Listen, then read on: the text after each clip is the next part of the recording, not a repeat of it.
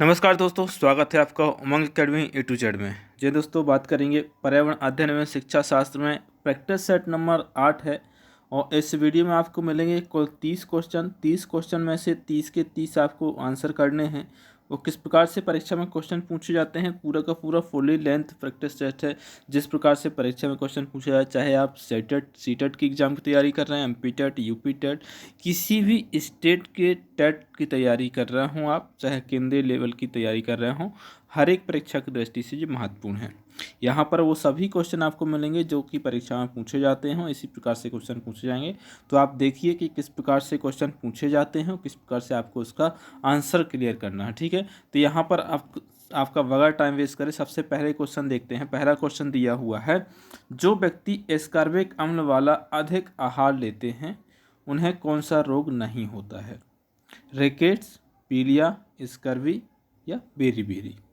तो ऐसे व्यक्ति जो एस्कॉर्बिक अम्ल वाला अधिक आहार लेते, यानी कि खट्टे फल वाला ज़्यादा लेते, जिसमें विटामिन सी पाया जाता है, ठीक है, तो उनको नहीं होता कौन सा? स्कर्वी रोग नहीं होता है। क्या नहीं होता? स्कर्वी रोग नहीं होता है। स्कर्वी रोग की बात करें तो ये त्वचा से संबंधित होता है और मसूड़ों से संबंधित होता है, ठीक है। तो स्कर्वी रोग नहीं होता है किसको? जो एस्कॉर्बिक अम्ल अधिक लेते होंगे आहार में, उनको नहीं होगा कौन सा? स्कर्वी रोग। नेक्स्ट क्वेश्चन है, बहुत ही अच्छा क्वेश्चन, ये क्वेश्चन बनना चाहिए आपसे। यदि नहीं बनता है तो वो आपको थोड़ा सा रिविजन की आवश्यकता है। कौन सा प्रोटीन नहीं है? यानी कि यहाँ पर 3 प्रोटीन दिए गए हैं, एक प्रोटीन नहीं है, वो कौन सा है? ठीक है, तो इसका सही जवाब कौन सा हो जाएगा? हेपेरिन। हेपेरिन जो है वो एक प्रोटीन नहीं है। केरेटिन, फाइब्राइन, एल्बुमिन, ये 3 प्रकार जो कि है प्रोटीन के हैं, और फर्स्ट जो हेपेरिन है वो प्रोटीन का प्रकार नहीं है। ठीक है, तो इसका सही जवाब कौन सा हो जाएगा? ऑप्शन ए हो जाएगा। नेक्स्ट क्वेश्चन है वेरी वेरी इंपॉर्टेंट, कई बार सीटेट के एग्जाम में और रीट के क्वेश्चन में रीट के क्वेश्चन पेपर जो हैं उसमें देखने को मिला है। दूसरी श्रेणी के घरों का लक्षण है। दूसरी श्रेणी की, फर्स्ट श्रेणी के होते हैं और सेकंड श्रेणी के होते हैं, ठीक है, और थर्ड श्रेणी के भी होता है, लेकिन मोस्टली फर्स्ट और सेकंड के ही पूछे जाते हैं। ईंट पत्थर से बने मकान, घास फूस से बने मकान, मिट्टी की दीवार वाले मकान, या फिर इनमें से कोई नहीं। तो दूसरी श्रेणी के जो मकान होते हैं वो होते हैं मिट्टी की दीवार वाले मकान होते हैं। प्रथम श्रेणी के मकान जो होते हैं वो ईंट और पत्थर से बने होते हैं मकान, वो कौन से? जे फर्स्ट हो जाएगा और जे हो जाएगा सेकंड हो जाएगा, ठीक है। तो अब आपको याद नहीं, देखो जो पक्के मकान जो होते हैं बहुत उच्च क्वालिटी के होते हैं, ईंट पत्थर से बने होते हैं, वो एक बार बनते हैं काफ़ी समय तक चलते हैं, ठीक है, तो वो प्रथम श्रेणी में जाएंगे। मिट्टी की दीवार वाले जो मकान होते हैं वो समय समय पर उनकी रिपेयरिंग होनी ज़रूरी होती है, और कई बार वो अधिक बारिश और बाढ़ के कारण क्या होते हैं? गिर भी जाते हैं, ठीक है। तो ऑप्शन सी इसका क्या हो जाएगा? सही हो जाएगा। आपके 30 क्वेश्चन जो होंगे, 30 क्वेश्चन कम से कम आपके 20 से 25 मिनट में, अधिकतम 25 मिनट लगता है, 25 मिनट कभी लगता नहीं है। और पर्यावरण का क्वेश्चन पेपर है, इसलिए आपको कम से कम 5 मिनट बचाना ही है, ताकि आप मैथ में समय दे सकें। वैसे टेट के एग्जाम में समय पर्याप्त होता है हर एक क्वेश्चन की दृष्टि से, लेकिन फिर भी आपको कम से कम समय में करना है, ठीक है। नेक्स्ट क्वेश्चन है, लड़के लड़कियों की अपेक्षा अधिक बुद्धिमान होते हैं, यह कथन क्या बोलता है? सही है, सही हो सकता है, बुद्धि के विभिन्न पक्षों के लिए सही है, लैंगिक पूर्वाग्रह को प्रदर्शित करता है। तो ये जो कथन है कि लड़के लड़कियों की अपेक्षा अधिक बुद्धिमान होते हैं, ये लैंगिक पूर्वाग्रह को प्रदर्शित करता है, ऐसा कुछ नहीं होता है। साइंटिफिक रिसर्च के अनुसार आप देखेंगे तो लड़कियां जो होती हैं लड़कों की अपेक्षा 2% दिमाग अधिक यूज करती हैं, ठीक है, लेकिन ऐसा कोई साइंटिफिक लिखित में प्रमाण नहीं है कि कोई कहे कि नहीं लड़के ही लड़कियों की अपेक्षा बुद्धिमान होते हैं। ऐसा कोई नहीं है, ना तो लड़के ना ही लड़कियां, सब बराबर हैं। वो अपने अपने तर्क, अपने अपने अनुभव के आधार पर उनका जो है ज्ञान वृद्धि होता है, ठीक है। नेक्स्ट क्वेश्चन देखिए, 5वां क्वेश्चन क्या दिया हुआ है? किस वर्ष भारतीय संसद द्वारा राष्ट्रीय आवास नीति पारित की गई थी? सन 2000, सन 1994, सन 2005 या 2009, ठीक है। इसका सही जवाब कौन सा होगा? 1994, ऑप्शन बी। 1994 में राष्ट्रीय आवास नीति पारित की गई थी। नेक्स्ट क्वेश्चन देखिए, जो कि बहुत ज़्यादा पूछा गया है, रीट के क्वेश्चन में और सीट के क्वेश्चन में पूछा जा चुका है ज़्यादातर। मुर्गी घर का निर्माण किया जाता है पिंजरा प्रणाली से, डीप लिटर प्रणाली से, ए एवं बी दोनों से, इनमें से कोई नहीं। तो मुर्गी घर का जो निर्माण किया जाता है वो पिंजरा प्रणाली से भी किया जाता है और डीप लिटर प्रणाली से भी किया जाता है। तो ऑप्शन सी इसका क्या हो जाएगा? सही हो जाएगा, ए एवं बी दोनों से हो जाएगा, ठीक है। नेक्स्ट क्वेश्चन देखिए, कौन खेल कूद का महत्व है, यानी खेल कूद का महत्व कौन सा है?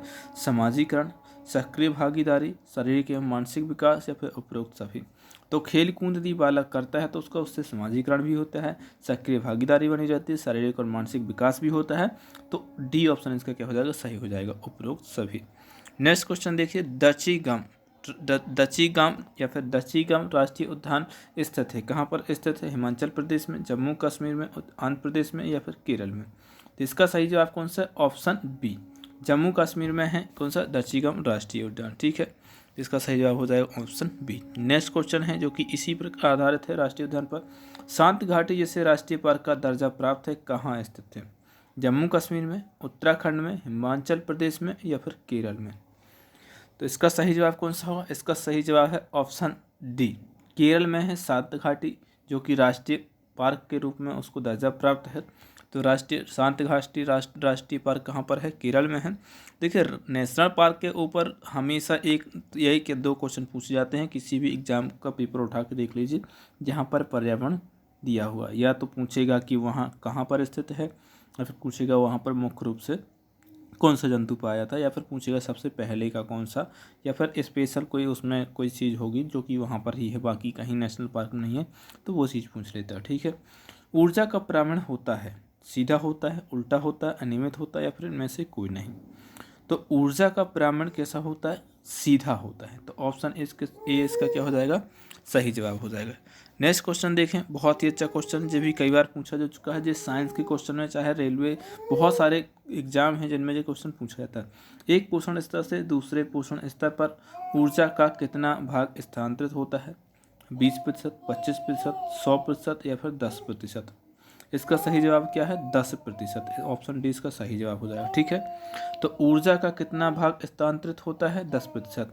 इसमें यदि आप देखेंगे तो इसके एक और क्वेश्चन पूछा था कि ऊर्जा 10% का नियम किसने दिया है, तो लैंडमान ने दिया है। ठीक है, ये क्वेश्चन पूछा जा चुका है। कहने का मतलब है स्थानांतरित होने का, यदि किसी चीज़ से 100 कैलोरी ऊर्जा मिलती है तो ये यहाँ पर आएगी कितनी, 100 कैलोरी यहाँ पर जाएगी, लेकिन जब यहाँ पर आने के बाद में इसमें उपयोग हो जाएगी 90%, आगे जाकर कितनी 10% ही बचती है। ठीक है, तो 10% जो है वो ऊर्जा स्थानांतरित होती है। जैसे अपन ने खाया 100 कैलोरी का भोजन खाया, ठीक है, तो अपने शरीर से वो जो ऊर्जा बचती है 90% तो अपना शरीर ही उसको उपयोग में ले लेता है। ठीक है, उसके बाद में 10% ऊर्जा जो है वो बचती है, जो कि अपन अन्य कार्य के लिए उपयोग करते हैं। ठीक है, ऐसे समझ सकते हैं आप। नेक्स्ट क्वेश्चन है 12वां, निम्न में से कौन सा सरल ऊतक नहीं है, सरल ऊतक कौन सा नहीं है, जाइलम, पैरेन काइमा, कालेन काइमा या फिर स्क्लेरेन काइमा। ठीक है, तो इसका सही जवाब कौन सा है, जाइलम। जाइलम ऊतक जो है वो सरल ऊतक नहीं है। ठीक है, इसका सही जवाब कौन सा हो जाएगा, ऑप्शन ए हो जाएगा। नेक्स्ट क्वेश्चन देखिए, क्वेश्चन नंबर 13, पर्यावरण के किसी अच्छे गृह कार्य को मुख्यतः किस पर केंद्रित होना चाहिए, मास्टरी लर्निंग पर, विस्तारित अधिगम के लिए चुनौतियां और उत्तेजना पर, या फिर समय का सदुपयोग, या फिर पुनरावृत्ति और प्रबलीकरण। बहुत सारे बच्चों को लगता होगा कि मास्टरी लर्निंग उन्हें देखा होगा, लेकिन ये ऑप्शन क्या है, गलत है। ठीक है, सही जो आंसर होगा इसका ऑप्शन बी इसका सही होगा, विस्तारित अधिगम होना चाहिए। ठीक है, विस्तारित अधिगम के लिए चुनौतियां और उत्तेजना, बच्चों को उत्तेजित भी कर सके, उनको थोड़ी सी चुनौतियां भी दे सके, ताकि उसको करने के लिए वो सोचें अपने आप, वो कुछ तर्क करें, कुछ अपना दिमाग लगाएं, उसको कहीं बार बिगाड़ें और फिर इसके बाद में बनाएं। ठीक है, तो इसका सही जवाब कौन सा हो जाएगा, ऑप्शन बी हो जाएगा। नेक्स्ट क्वेश्चन कौन सा हो, नेक्स्ट क्वेश्चन है 14वां क्वेश्चन, क्या दिया हुआ, प्राथमिक स्तर की अच्छी पर्यावरण पाठचर्या में होना चाहिए, क्या होना चाहिए, अपने आसपास के पास को खोजने के अवसर प्रदान करना। सबसे पहला ही ऑप्शन इसका सही है। ठीक है, बाकी ऑप्शन आपको देखने की आवश्यकता नहीं, क्यों, क्योंकि इसमें ऐसा ऑप्शन नहीं है कि आपको 1 या 2 या फिर 3 चुनना है या फिर सभी। तो आपको क्या देखना है, ये अवसर, खोजने के अवसर प्रदान करना है, इसका सही जवाब हो जाएगा। ठीक है, तो ऑप्शन ए इसका क्या हो जाएगा, सही जवाब हो जाएगा। नेक्स्ट क्वेश्चन देखिए, 15वां क्वेश्चन दिया हुआ है, क्या दिया हुआ क्वेश्चन, कक्षा 5 की पर्यावरण की पाठ्य पुस्तक किसी पाठ में सोचिए और चर्चा कीजिए भाग में नीचे दिया गया कथन लिखा है। क्या लिखा है, यदि आपके गांव या शहर में 1 सप्ताह तक पेट्रोल या डीजल ना हो तो क्या होगा। इस प्रकार के क्वेश्चन सीटेट में तो 101% पूछे ही जाते हैं, KVS और NBS में भी बहुत ज़्यादा पूछे जाते हैं, और हर एक परीक्षा की दृष्टि से महत्वपूर्ण है, जहां पर आपकी प्राथमिक स्तर की पर्यावरण पूछी जाती है। ठीक है, तो इस कथन का मुख्य उद्देश्य क्या है, छात्रों का पेट्रोल और डीजल के स्रोतों के बारे में मूल्यांकन, वास्तविक जीवन की चिंताओं को समझने हेतु कल्पना और सोचने विचारने की कुशलता को बढ़ावा देना। तो ऑप्शन 20 का क्या है सही जवाब है। बाकी के ऑप्शन भी आप देख लें। पेट्रोल और डीजल की कमी के बारे में जागृति उत्पन्न करना इतना ज़्यादा सटीक नहीं है क्योंकि प्राथमिक स्तर के बच्चे हैं, ठीक है। छात्रों को तेल के न्याय संगत उपयोग के बारे में संवेदनशील बनाना, अभी प्राथमिक स्तर में इतना ज़्यादा संवेदनशील नहीं बनाना, ठीक है। तो ऑप्शन 20 का क्या हो जाएगा, सही हो जाएगा। नेक्स्ट क्वेश्चन देखिए, भारत में फलों के अंतर्गत सर्वाधिक क्षेत्र है किसका है, नींबू का, अमरूद का, आम का या फिर केले का। भारत में सबसे अधिक जो किसके फल पाए जाते हैं या फिर पेड़ पौधे ज़्यादातर हैं वो काय के हैं, आम के सबसे अधिक, ठीक, सर्वाधिक। तो आम जो है भारत का क्या है, राष्ट्रीय फल भी है, इसलिए वो भी बहुत ज़रूरी है। नेक्स्ट क्वेश्चन देखिए 7वां, पर्यावरण कक्षा में सामाजिक असमानताओं पर अधिक बल देने के लिए निम्न में से कौन सा अधिक प्रभावी अधिगम अनुभव होगा। संबंधित मामलों समस्या पर विशिष्ट भाषण आयोजित करना, संबंधित मामलों पर क्विज प्रतियोगिता का संचालन करना, विद्यार्थियों के समूह परियोजना का भार अपने ऊपर लेने के लिए कहना, संबंधित मामलों पर वीडियो फिल्म दिखाना। तो सामाजिक असमानता जो हैं, कुरीतियाँ हैं कई प्रकार की, उनको अधिक रूप से अनुभव करने के लिए जो है वो ऑप्शन कौन सा होगा, सी, विद्यार्थियों से समूह परियोजनाओं का भार अपने ऊपर लेने के लिए कहना। जब वो किसी भी समूह परियोजना का भार अपने ऊपर लेंगे तो उसको करने के लिए जाएंगे तो समाज में है या फिर गांव परिवार जहां की जिस प्रकार की भी हो वो समूह परियोजना होगी वहां पर जाएंगे तो वो स्वयं उसका अनुभव करेंगे किस प्रकार से वहाँ पर समस्या है, ठीक है।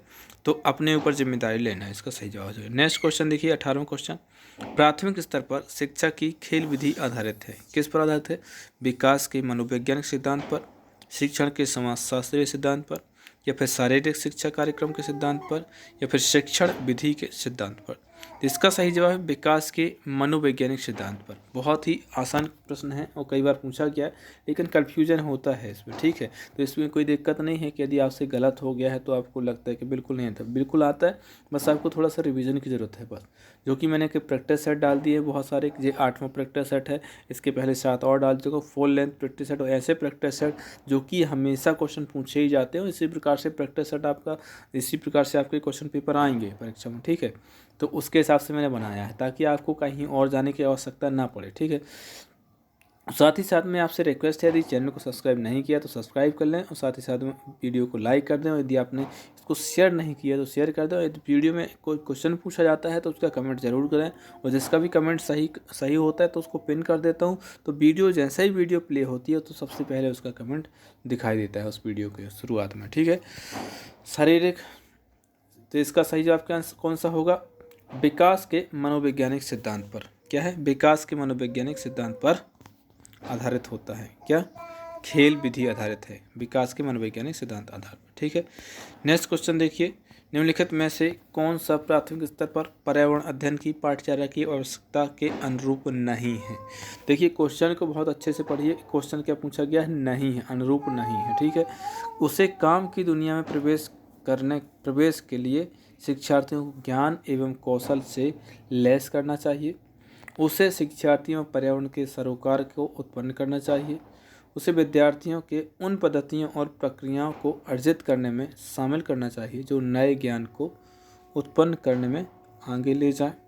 उसे शिक्षार्थियों के मानसिक स्तर के अनुकूल होना चाहिए, ठीक है। तो इसमें पूछा गया है अनुरूप नहीं है, यानी कि वो पाठचर्या में शामिल नहीं होना चाहिए। डी होना चाहिए, सी होना चाहिए और बी होना चाहिए। नहीं होना चाहिए तो कौन सा, ए नहीं होना चाहिए, जो कि इसका सही जवाब होगा ए, ठीक है।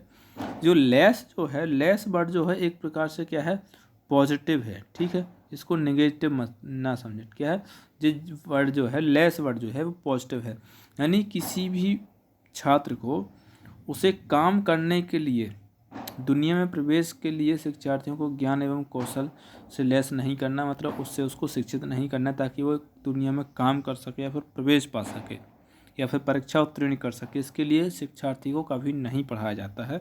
ये पाठचर्या जो कहती है, इसी प्रकार से शिक्षा शास्त्र में बताया गया कि आपको ये नहीं करना है कि छात्र को किसी उद्देश्य के लिए पढ़ा रहे हैं कि वो किसी परीक्षा में पास हो जाएगा या फिर कोई काम सीख जाए वाला काम सीख जाएगा, तो ऐसा नहीं, ठीक है। नेक्स्ट क्वेश्चन देखिए, क्या दिया हुआ क्वेश्चन, NCERT की पाठ्य पुस्तकों में पर्यावरण अध्ययन को उच्च प्राथमिकता और स्थान दिया गया है।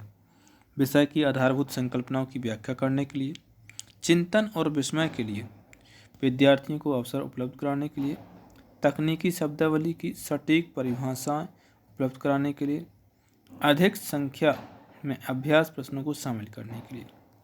तो इसका सही जवाब क्या दिया हुआ, यहाँ पर अवसर उपलब्ध कराने की बात कर रही है और चिंतन और विस्मय के लिए। तो इसका सही जवाब कौन सा हो जाएगा, ऑप्शन 20 का क्या हो जाएगा, सही जवाब हो जाएगा। नेक्स्ट क्वेश्चन देखिए, पर्यावरण अध्ययन की एक अच्छी पाठचर्या को बच्चे के सही जीवन के प्रति सही और विषय के प्रति सही होना चाहिए। पाठचर्या की निम्नलिखित विशेषताओं में से कौन सी उपयुक्त आवश्यकता पूरा नहीं करती है, पूरा नहीं करती। फिर से यही क्वेश्चन पूछा गया, क्या नहीं है। यह भय और पूर्वाग्रह से मुक्त होने के मूल्य को बढ़ावा देती है, बिल्कुल देती है। यह विषय को एक सामाजिक प्रक्रम के रूप में देखने के लिए शिक्षार्थियों हेतु आवश्यक है, बिल्कुल सही है।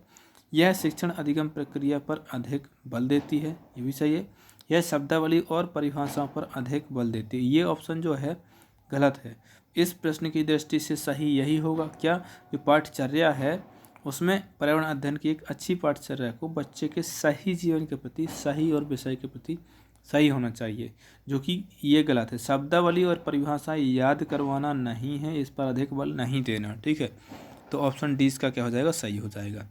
नेक्स्ट क्वेश्चन है, बीटी कपास है, बीटी कपास है एक संकर पौधा है, एक ट्रांसजेनिक पौधा है, एक प्राकृतिक पौधा है या फिर एक औषधीय पौधा है। ये क्वेश्चन जो है कई बार एग्जाम में पूछा गया, सीटेट में, यूपी टेट में और रीट में, हर एक परीक्षा दृष्टि से महत्वपूर्ण है। और ये प्रश्न जो है 100% आपको प्रश्न में क्वेश्चन पेपर में मिल सकता है, ठीक है। तो ये जो ऑप्शन होगा इसका ऑप्शन 20 का क्या हो जाएगा, सही हो जाएगा। क्या है, ट्रांसजेनिक पौधा है। नेक्स्ट क्वेश्चन है, बहुत अच्छा क्वेश्चन है। इस क्वेश्चन को देखिए, थोड़ा सा समझने का कोशिश कीजिए और इस प्रकार के प्रैक्टिस सेट आपको किसी और चैनल पर नहीं मिलने वाला, ठीक है। भारत में किस रेलवे स्टेशन में प्लेटफॉर्म की संख्या सबसे अधिक है? सियालदाह पश्चिम बंगाल, नई दिल्ली, हावड़ा पश्चिम बंगाल, छत्रपति शिवाजी टर्मिनल मुंबई। तो इसका सही जवाब, वैसे तो इसमें सियाल, नई दिल्ली, हावड़ा, छत्रपति टर्मिनल हर ऑप्शन दे सकता था, लेकिन आप लोगों को पता होना चाहिए कि सियालदाह जो है पश्चिम बंगाल में है, हावड़ा भी पश्चिम बंगाल में है, छत्रपति टर्मिनल जो कि इसका चेंज होने वाला नाम है वो आप मुझे कमेंट करेंगे। इसका जो नाम चेंज होगा वो चेंज होने के बाद में क्या नाम रखा जाएगा, ये आप मुझे कमेंट बॉक्स से कमेंट करेंगे, ये आपके लिए होमवर्क के रूप में रहेगा, ठीक है। तो इस क्वेश्चन का सही जवाब कौन सा होगा, ऑप्शन सी। हावड़ा जो प्लेटफॉर्म है, हावड़ा रेलवे स्टेशन जो है प्लेटफॉर्म की संख्या सबसे अधिक है। अब आपसे पूछा जाए कि कितनी है हावड़ा रेलवे स्टेशन प्लेटफॉर्म की संख्या, तो वहाँ पर है हावड़ा में कुल मिलाकर के 23 प्लेटफॉर्म है। कितने प्लेटफॉर्म है, 23 प्लेटफॉर्म है। और यहाँ पर 23 प्लेटफॉर्म में है और यहाँ पर टोटल 26 पटरियाँ हैं। कितनी हैं, 26 पटरियाँ हैं, 26 पटरियों की लाइन बिछाई गई है। इसके बाद में यदि आप देखेंगे तो सियालदाह आएगा, कौन सा, सियालदाह आएगा, जहाँ पर कितनी है प्लेटफॉर्म की संख्या कितनी है, 20 है। और इस पर जो है मुख्य रूप से कितनी है, वो जो दूसरा है एक और तीसरा कौन सा, छत्रपति, इसमें कितने हैं, 18 रेलवे लाइन प्लेटफॉर्म है। तो सबसे ज़्यादा कौन से में, हावड़ा में, हावड़ा में कितनी है, 23 है। और सियालदाह में कितनी है, 20 है। और सबसे तीसरे नंबर पे आता है छत्रपति टर्मिनल, इसमें कितनी है, 18 है। बात करें नई दिल्ली की, तो नई दिल्ली में कितनी है, 16 है। तो सबसे अधिक कौन से में, हावड़ा में है। और 26 रेलवे लाइन जो हैं इसमें बिछाई गई हैं। प्लेटफॉर्मों की संख्या कितनी है, 23 से, बहुत ही बड़ा रेलवे स्टेशन है, ठीक है। इसका सही जवाब कौन सा हो जाएगा, ऑप्शन सी हो जाएगा। नेक्स्ट क्वेश्चन है, बहुत ही अच्छा क्वेश्चन है। ये क्वेश्चन जो है आपके एग्जामों में पूछा जाता है, पुलिस के एग्जाम में भी देखने को मिला है ये तो, और टेट में तो पूछा ही जाता है, ठीक है, क्योंकि पर्यावरण ही पूछा जाता है। निम्न में से कौन सा सर्वाधिक उत्पादन पारिस्थितिकी तंत्र है? उष्ण कटिबंधीय वर्षा वन, टुंड्रा वन, सवाना वन, फिर मरुस्थली वन, ठीक है। तो इसका सही जवाब कौन सा हो जाए, ऑप्शन ए, उष्ण कटिबंधीय वर्षा वन जो है सर्वाधिक उत्पादन पारिस्थितिकी तंत्र है। ऐसे स्थान जहाँ पर उष्ण कटिबंधीय वन पाए जाते हैं वहाँ पर उत्पादन सर्वाधिक होता है, ठीक है। नेक्स्ट क्वेश्चन है, कौन सी बीमारी दूषित जल, दूषित होना था, ठीक है। यहाँ पर क्या है, गलत टाइप हो गया है, दूषित जल पीने से फैलती है। AIDS, typhoid, anaemia, tetanus. तो इसका सही जवाब कौन सा है, टाइफाइड। टाइफाइड जो बीमारी है वो दूषित जल या फिर दूषित भोजन के खाने पीने से होती है। तो इसका सही जवाब हो जाएगा ऑप्शन बी। नेक्स्ट क्वेश्चन बहुत अच्छा क्वेश्चन है और ये क्वेश्चन आपसे पढ़ना चाहिए। वायुमंडल में 99% भाग किन दो गैसों का विस्तार है? ऐसी कौन सी दो गैसें हैं जिनका वायुमंडल में टोटल 99% भाग उन दोनों गैसों का है? ओजोन और ऑक्सीजन, ऑक्सीजन एवं नाइट्रोजन, कार्बन डाइऑक्साइड एवं क्या है ओजोन, आर्गन एवं ओजोन। इसका सही जवाब कौन सा हो जाएगा? ऑक्सीजन एवं नाइट्रोजन। 21% लगभग में और 78% लगभग में। 21, 71, 9 और 9 लगभग 99% इन दोनों गैसों का जो है प्रतिशत भाग है पूरे वायुमंडल में। 21% ऑक्सीजन होती है और 78% नाइट्रोजन होती है वायुमंडल में। ठीक है, नेक्स्ट क्वेश्चन, बाल दिवस किस दिनांक को मनाया जाता है? यहाँ पर किस होना चाहिए था। ठीक है, किस दिनांक को मनाया जाता है? 5 सितंबर को, 14 सितंबर को, 24 जनवरी को या फिर 12 जनवरी को। तो इस क्वेश्चन के आंसर बताने से पहले आपको चाहूँगा बता दूँ, 5 सितंबर को शिक्षक दिवस मनाया जाता है, 24 जनवरी को बालिका दिवस मनाया जाता है, 12 जनवरी को राष्ट्रीय युवा दिवस मनाया जाता है। तो इनकी ट्रिक में बता दूँ, 12 जनवरी को युवा दिवस और 12 दूनी 24 जनवरी को बालिका दिवस मनाया जाता है। ठीक है, 14 सितंबर को मनाया जाता है बाल दिवस, और बाल दिवस जो मनाया जाता है वो किसके उपलक्ष्य में मनाया जाता है? तो पहले प्रधानमंत्री पंडित जवाहरलाल नेहरू की जन्म तिथि जो है वो 14 नवंबर है। तो उनके जन्म तिथि के अवसर पर मनाया जाता है। इसका उद्देश्य क्या है?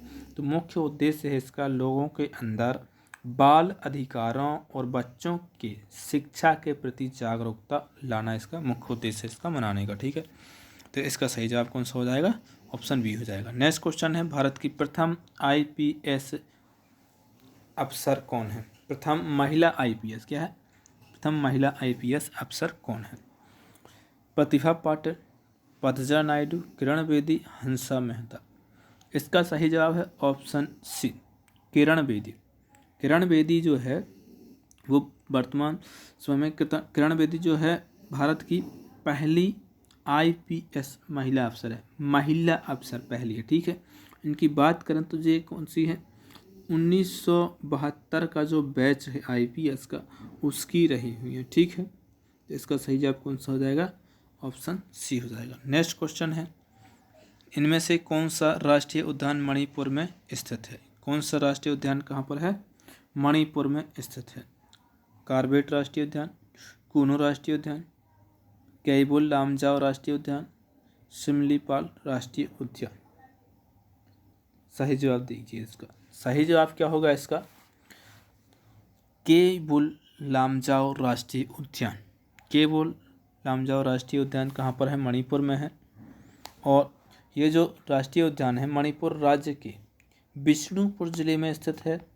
एक राष्ट्रीय उद्यान है जो कि विश्व में इकलौता तैरता हुआ राष्ट्रीय उद्यान है। कैसा? तैरता हुआ, यानी कि पूरा का पूरा पानी पर तैरता है।